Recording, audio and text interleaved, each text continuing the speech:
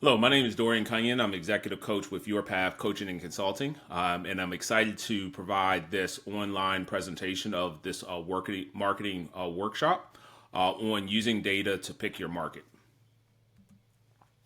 So a little bit about myself. I am a father and an executive coach. I started Your Path about 2 years ago, and Your Path is primarily focused on helping business owners develop strategy and develop as leaders to run their business effectively. Prior to getting into coaching, I got my MBA from the University of Maryland Global Campus. I'm a graduate of Randolph-Macon College, and I spent 21 years working for 7-Eleven within the roles of operations, marketing, and sales. I really enjoy helping business owners craft their strategy and come up with winning solutions to grow their business. As far as today's session, it's really focused on three things. First and foremost, want to help you see how you can use data to influence your brand strategy. I want to provide you some tips on collecting and analyzing data. And then finally, I want to make sure that you have some practical ways that you can take this information and apply it to developing a winning marketing strategy for yourself. The first concept that I want to make sure that you're grounded on is the business canvas. This is a tool that I was first introduced to through SCORE, but use every day within consulting business owners. If you're not familiar with the tool, I encourage you to reach out to your local SCORE representative. They can walk you through the tool and just make sure that you're grounded on using it. As a brief introduction, the business model canvas starts off with the value proposition, and you can see that right in the middle of this slide. Your value proposition is directly linked to the amount of profits that you generate for your business. So you really want to take some time to clearly define what your value proposition is and to be able to articulate it to anyone that you're interacting with when it comes to your business. On the left-hand side, you'll see that there's inputs such as key partners, key activities, and key resources. These are all of the things that you access in order to deliver your value proposition. Typically, these things are seen on the P&L from the standpoint of expenses, but it's also how you're spending your time. On the right side of the screen, you see customer segmentation, customer relations, and customer channel. These are all ways that revenue is generated within your business. By taking the time to clarify both who you're selling to, how you're going to connect with them, and how you're going to provide services or products, you're going to have clarity on how you're going to generate revenue. There's a lot of power to getting all this on one piece of paper so you can clearly see all of the inputs and outputs associated with your business. So then you can adjust your strategy to make sure that you're generating your profitability goals. The second concept that I use frequently with clients is the balanced scorecard. The balanced scorecard challenges business owners to segment their goals into four buckets.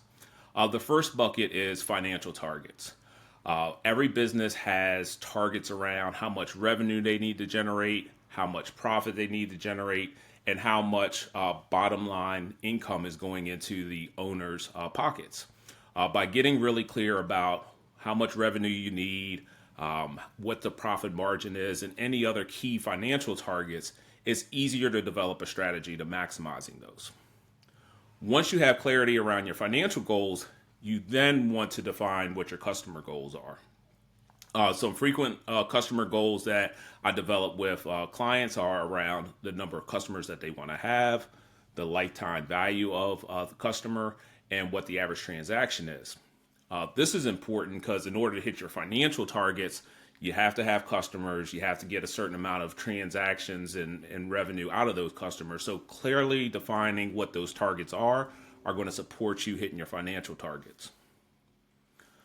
Once you have your customer targets defined, the next step is defining what your process targets are. The process targets should be linked to both providing products and services to your customers in addition to general processes that you need for operating your business, whether those are accounting, marketing, human resources. by clearly defining what are the different processes that you need in place in order for your business to run effectively and to deliver against your value proposition. It's going to put you in a position to be able to attract the customers that you need to achieve the financial targets that you're aspiring to deliver. And then the final target that you want to develop is around people. You want to have clarity on how many employees or contractors that you need. You want to identify any developmental opportunities that they have so you can ensure that they have the skills necessary to execute the processes so that you can ultimately grow your business to your expectations. The third concept that we want to make sure that you're familiar with is continuous improvement. The reality is that all businesses have to evolve over time in order to compete. You know, when Ford started, Ford just sold one type of vehicle in one color. Over all the years that Ford's been in existence, it's had to evolve. They added more colors, they added different types of cars, they've put in computer systems, and now they even have EV. So it's important as a business that you're continuously looking at what are your customers' needs, what are different processes or products that need to change in order to meet those needs, and continue to test and learn so that you're always getting better. The continuous improvement process starts with a hypothesis. You define what you believe and what actions that you want to take. Once you define that, you want to implement a test to see if those actions generate the results that you want. Next, you want to review the results. And then finally, you want to document what you learned and start the process all over again. If you have a system in place for continuously improving, you're going to get better every day. You're going to have a learning organization, and you're going to be in a position to reach your financial goals. So with that said, we want to take a moment now to really dig into data and how it can be used to help you hit your marketing goals. I'm a big believer in storytelling, so I'm going to give you a story about a fictional business owner to help us see how we can use data to inform our marketing strategy. So this business owner is Emma Johnson. Her business is in Ashland, Virginia, and she's currently a government employee. She started her business 5 years ago, and in addition to being a government employee and a business owner, she's also a mother. Her big dream is to quit her government job one day and be able to put her full time into running this retail business. She wants to do this because she just absolutely loves making people feel their best. When she can help somebody find that product that builds their confidence, that makes them just feel great, it just warms her inside. And it also puts her in a situation to generate the amount of income that she needs to take care of her family and reach her personal goals. Now, within the business, she really focuses on selling beauty and hair care products. Her primary customer are women between the ages of 15 and 55. And she's had some early success as far as building her business. She's up to about $1.5 million in sales. She has $200,000 in take-home income. And as we start to get to know her business more, we'll see that she's using both her website, social media, and her POS system to collect data to then inform her strategy to grow her business. As you think about Emma's business, I want you to think about working with her as a consultant would. This will put you in a position to really try to analyze the information that you're being presented and to come up with strategies that would work for driving her business forward. By doing this, you'll be able to practice some of the skills that you're ultimately going to be using to do the same type of work within your business so that you can grow your marketing strategy. So when we start to look at a balanced scorecard for this business, we start by looking at her 2023 results. These results mirror what we talked about on some of the earlier pages, but then we also have some additional information to better understand what's going on from a customer perspective. So she last year generated $1.5 million in revenue. She had $200,000 in income. The new bit of information we have is that our margin rate was 50%. This is an important fact that we'll use to kind of think through things later. From a customer standpoint, she services around 290 customers per day. On average, they spend about $14. And from an online sales standpoint, last year she had about 500 sales online. Now, looking forward, she set some pretty good goals for this year. She wants to grow her revenue to 1.7 million. She wants to increase her income by 50,000, and she's looking to improve her margin rate by 1%. By focusing on driving her margin rate up, she's going to be able to get a more return on her effort. So this is a really important metric for her. In addition to achieve these goals, she feels like it's really important that she gets extra 20 customers per day. So she set the goal of having 310 customers per day. From an average transaction, she's looking to increase that by $1 to $15, and she's looking to double her online sales.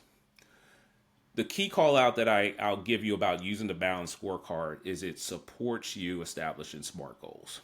It challenges you to get specific, to be measurable, to come up with things that are action oriented, encourages you to be realistic because you're going to be holding yourself to chasing these goals.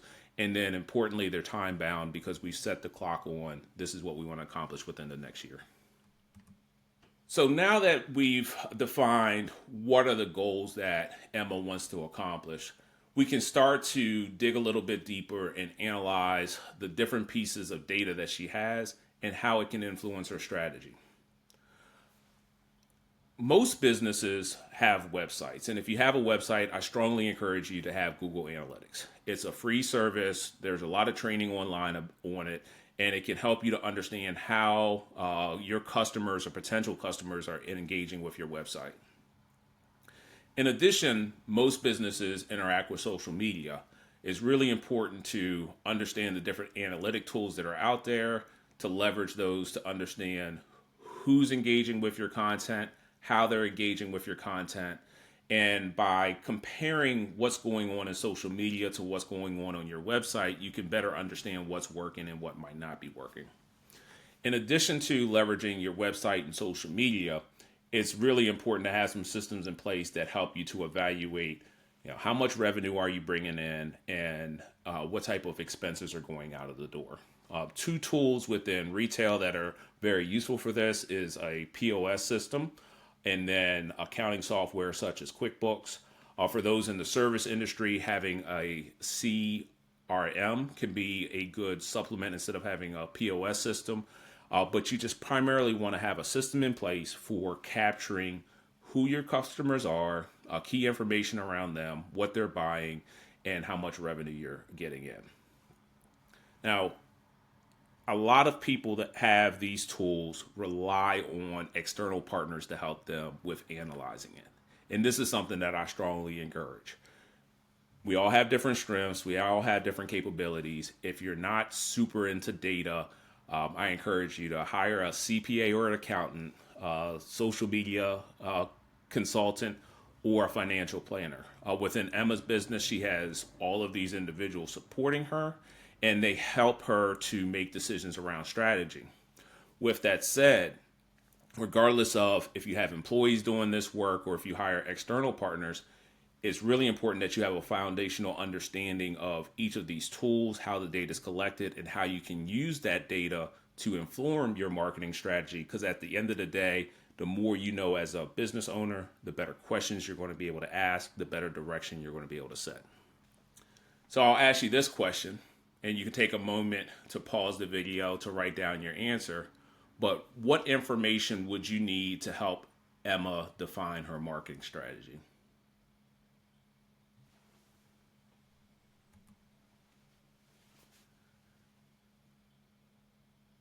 A couple questions that I would have as I was working with Emma would be, what are your customers buying?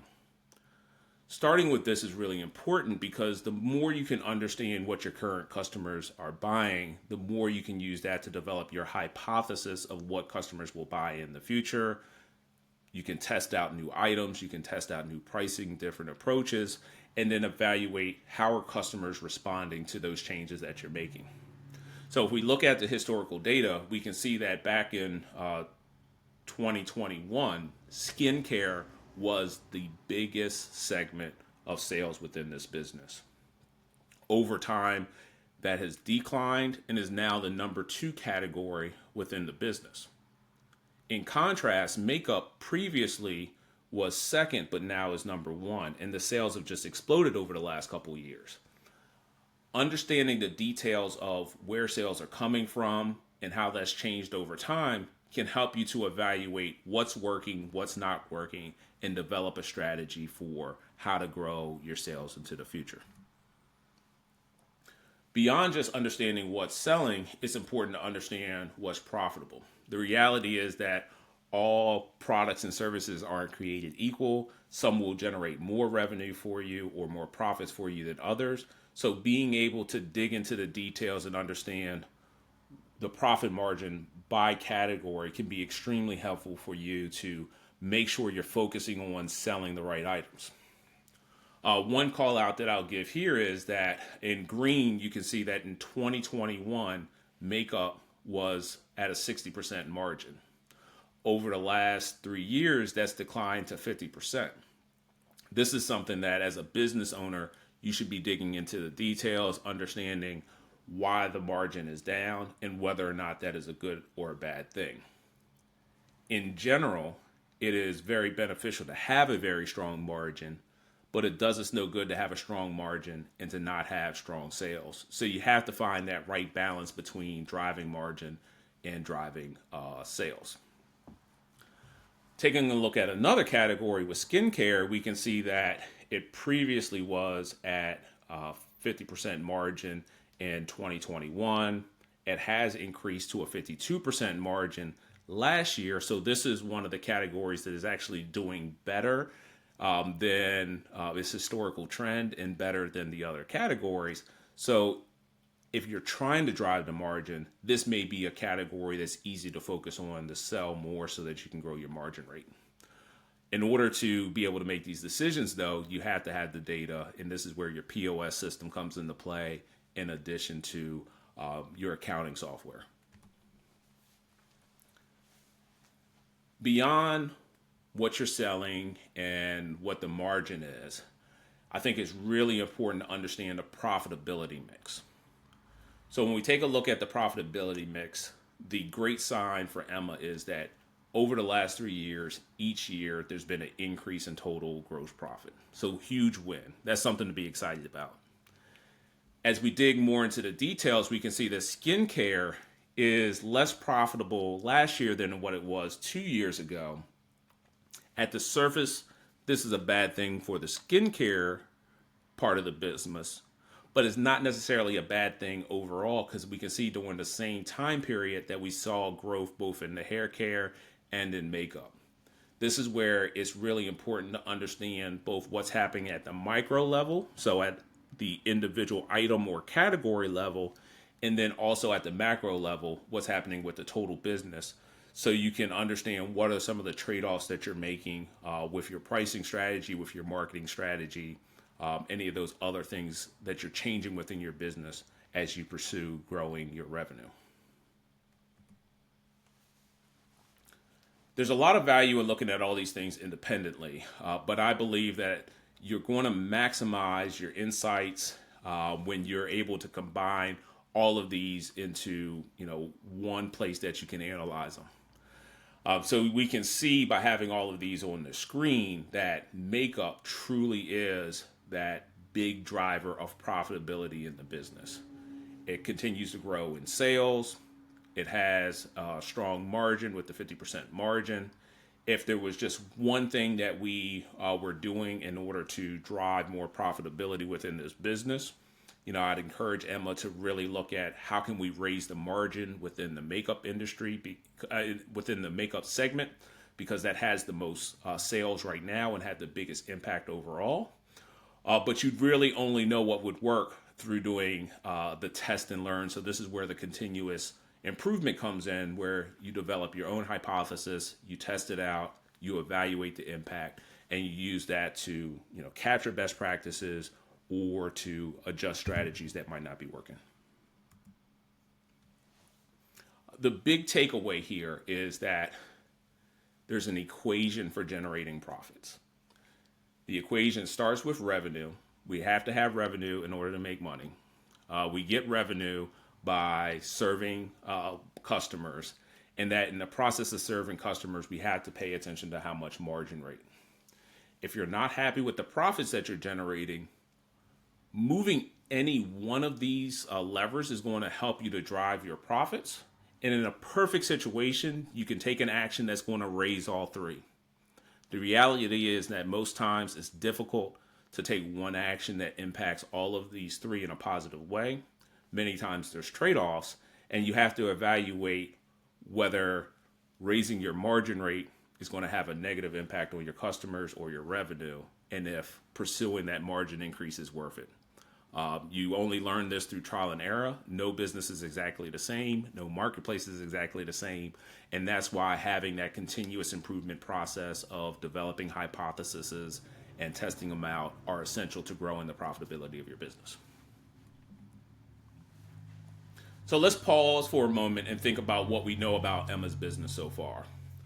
The first thing that we know is that she has a couple key partners that she's working with. She's working with a CPA, a financial planner, social media expert. We know that from an activity standpoint that she's buying products, she's selling products, and she's engaging with social media. We know that her primary focus is on selling makeup, hair care, and skin products, primarily in Ashland, but she is also selling a little bit online. From a relationship standpoint, it is primarily retail. She's selling products out of her store, but she's also engaging with people on social media. From a channel, she's selling things out of her store and then online. And that from a customer segmentation, her real focus is on women that are between the age of 15 and 55. This is all useful information to help inform her marketing strategy. So this is a bit of internal data, and as a business owner, it's really important to figure out how can you track and monitor who is shopping inside of your business. The better you understand who is buying products or services within your business, the better you can identify what their needs are and provide solutions that lead to incremental sales. Within Emma's business, 40% of the customers are teens and young adults. 15% are adult women, 15% are mature women, 18% are men, and 10% are African Americans.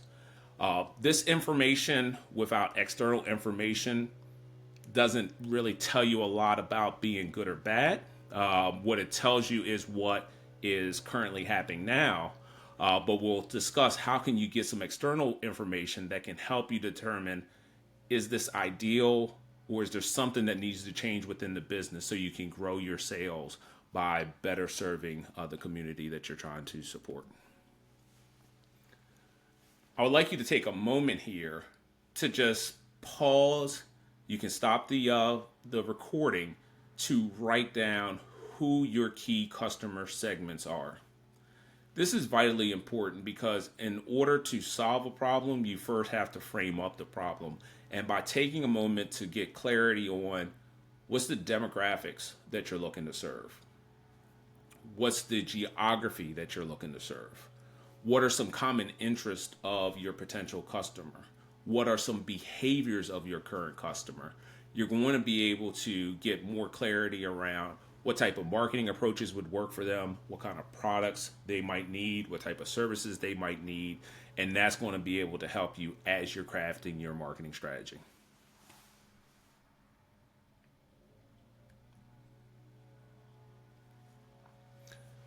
Now that we've talked about internal data and we've defined who the customer is that we want to go after, I want to take a moment to talk about external data. When it comes to external data, it's really important to have some key partners that you're leveraging to access information. A great place to start is local governments. The reality is that local governments are very focused on supporting small business owners.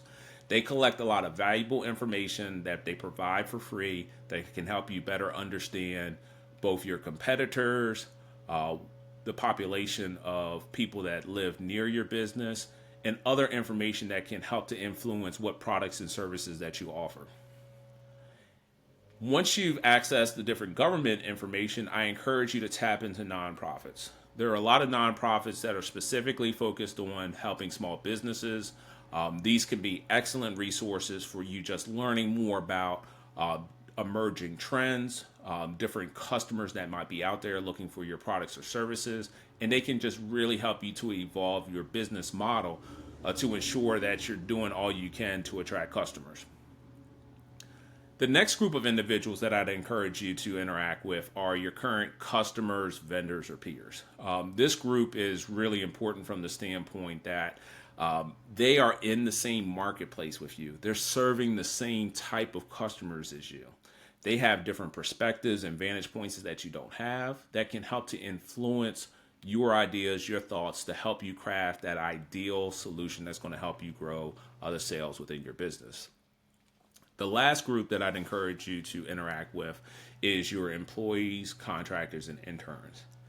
And last, from the standpoint, not that they don't have the best information, last, just from the standpoint that those are going to be the individuals that are going to be easiest for you to interact with, that you're going to be able to interact with frequently. And as you get information from the other partners, you can bounce what you're learning against what they know to help you determine within your business what are the right product solutions and strategies that you should be using to accomplish your goals. If you're watching this and you're in Hanover County, here are a couple of different resources that clients that I work with have seen a lot of value from accessing. You have Market Ashland Partnership, which is a group of business owners that are specifically in Hanover County that share best practices and ideas. You have the Hanover Chamber of Commerce, the Downtown Ashland Association, which are both business associations that support networking and just giving you the opportunity to better understand the needs of the business community.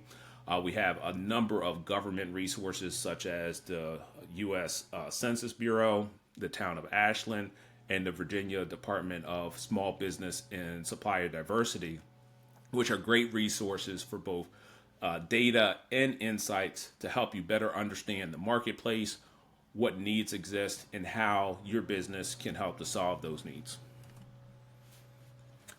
This is some information that I was able to capture from the Town of Ashland's website. They have a recap of the census, which gives you information on the population of Ashland. In Ashland, there's just under 8,000 people, and the breakdown is pretty balanced between males and females.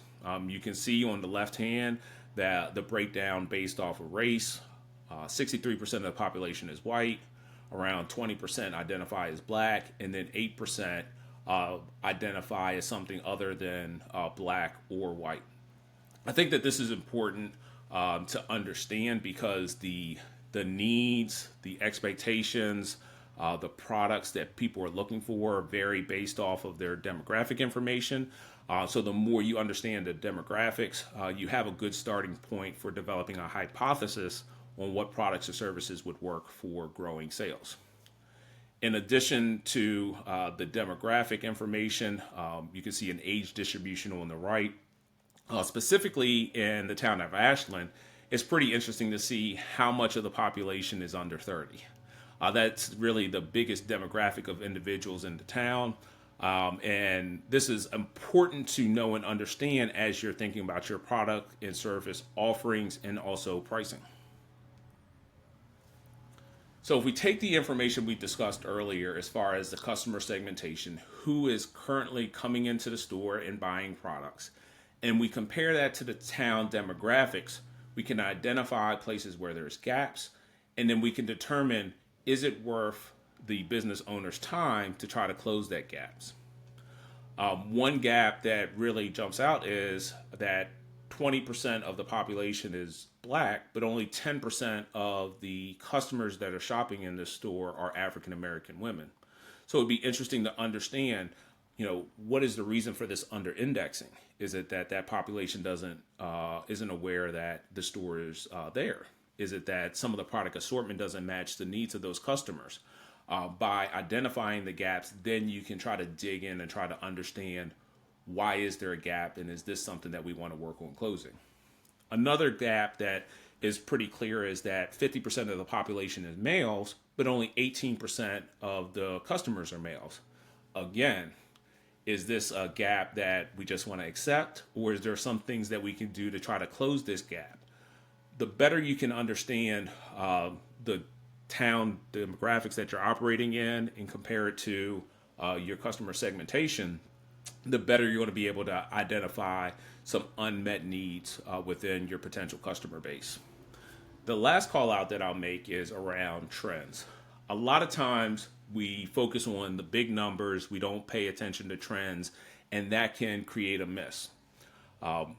Within the largest group of females between the age of 20 and 29, it shows that there's a 31% decline in this population compared to the previous data set. So what this is telling us is that there's a declining population of women between 20 and 29, and this is being offset by an increase in women, 30 to 39. Now, this makes logical sense. People get older. As people get older, their needs change.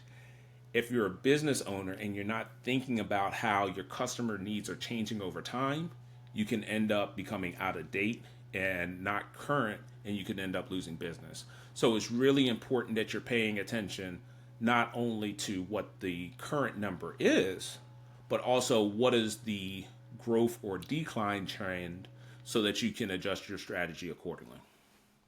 Now, we've talked about using external data to better understand customers, but all of this is very abstract and is at the macro level.